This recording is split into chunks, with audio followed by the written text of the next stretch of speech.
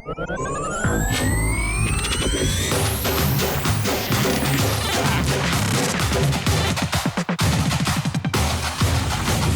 يونس ومرحبا بكم في فسحه كرويه. افريقيا، كره القدم ملي كتسمع هادو كيتبادر لك في الذهن الادغال الافريقيه، درجه الحراره المرتفعه، الرطوبه كذلك، ارضيه ملاعب ماشي في المستوى، لعب قاصح، انعدام المنطق وتساوي الفروق المتنافسه. وحاجه اخرى كذلك اللي هي السحر في كره القدم الافريقيه، ماشي السحر الكروي ولكن السحر الاسود والشعوذه في كره القدم عند الافارقه. شحال من مره كنشوفوا لقطات ديال شي لاعب كيمشي للمرمى وكيحط شي حجاب في شي ركن من اركان المرمى وكيدير شي رشيشه ديال شي خلطه سحريه على خط المرمى، او كيقرا تعويذات قبل من المباراه باش ما يخسرش الفريق ديالو. واخا ما عرفتش علاش هادشي حتى الا كان ربما كيصدق ليهم في افريقيا، ما عرفتش علاش ما كيصدقش ليهم في كاس العالم، وعلاش باقيين كيامنوا بهادشي واخا رياضيا ومنطقيا منتخب واحد فقط هو اللي غادي يربح الكاس.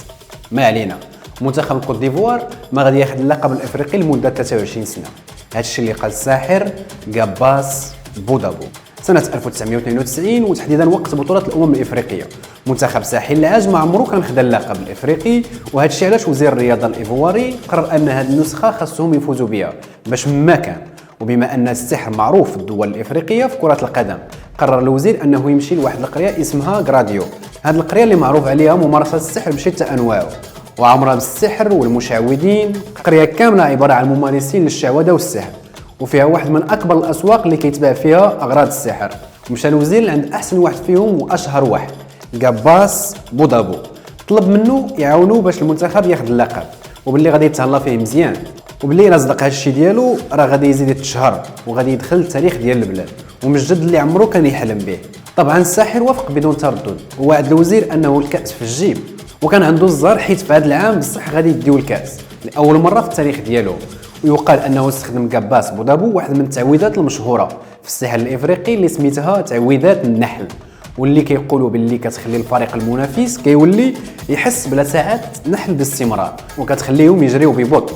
ودابا تخيلوا معايا لاعب وكيحس بقريص النحل، شيء طريف حقا. كما انهم كيقولوا بانه استخدم تعويذات تتخلي اللعابه ديال المنتخب الايفواري اسرع من العاده، بالاضافه الى تعويذات اخرى. ولكن الساحر توقع غير الفوز بالكاس، والطريف انه ما كانش متوقع ان الوزير غادي يديرها به وغير غادي يديو الكاس الافريقيه، ما غاديش يعقل عليه.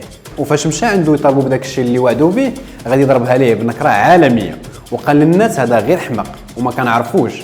هنا السي بودابو طلع ليه الدم وقال ليه بلي المنتخب ما غاديش يعاود يضرب فيها الضربه هاد 20 عام اللي جايه.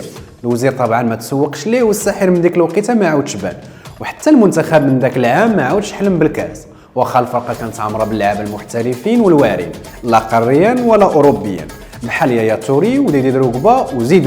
وفي كل عام كيكون هو المرشح للكاس، ولكن اما كان كيتقصى في الادوار الاولى او الربع او كيوصل للفينال، ولكن الكاس والو.